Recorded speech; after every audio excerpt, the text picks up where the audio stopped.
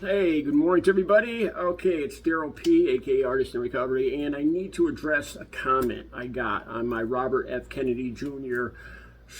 Spoken word video. I knew the way people are. I knew that I would probably get a insulting comment, even though you can see my pain and anger in this video. I just didn't realize it would be so soon, and it would be so stupid. I'll use a picture of the actual comment at the beginning of this video. I have to address a few things. You have to excuse me. I still have I just went for a 3-mile walk as usual every morning, and that's actually got something to do with this video. Okay, this comment. Let me say that. Let me start by saying this. It's said that anger and hate is really fear manifesting itself, and I truly believe that. If you think of any case of somebody being angry or hateful, it's usually a fear of something, and I'll tell you in a second my fear. All right, now this comment, it's kind of hard to understand what this person is saying, but it sounds like they're saying that RFK is right and that he didn't say that no Americans died.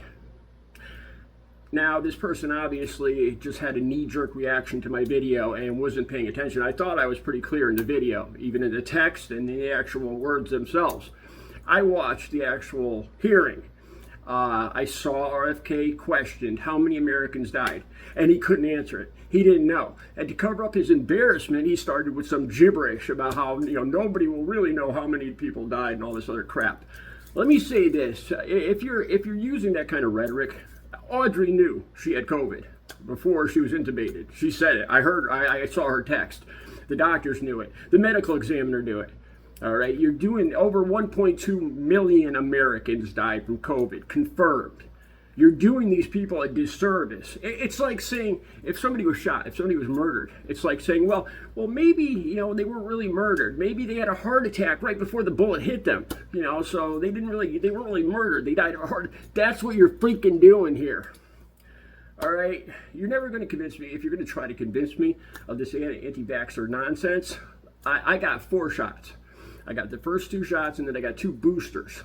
I've been hiking 7 miles a day. Like I said, I just did 3 miles. I ride my bike 15 miles every day. I lift weights. I am almost 60 years old. I am healthy as a horse. I got vaccinated. Audrey didn't. Audrey died from COVID. Again, I am healthy. You're barking up the wrong tree if you're going to start spewing anti-vaxxer nonsense to me. And like I said, you are doing a disservice. You're insulting the over 1.2 million Americans if you're going to start spewing this nonsense about, well, maybe they didn't really die of COVID. All right, now let me talk about anger and hate and what I'm really feeling. I've come to peace with Audrey. It was her choice. It was her family's choice. Her family actually got COVID. Her father got COVID twice before her. And they still didn't get vaccinated. They still were buying into all that Trump, RFK, anti-vax bull. And it ended up killing her. But it was her choice. And I believe it or not, I'm actually at peace with that. I feel the loss and it hurts every day, but I'm at peace with it. This is what scares me. This is what makes me angry. That this is still going on and getting worse. That Trump would actually pick this guy to be head of Health and Human Services. That the head of Health and Human Services can't even express himself as to how many people died in one of America's biggest pandemic.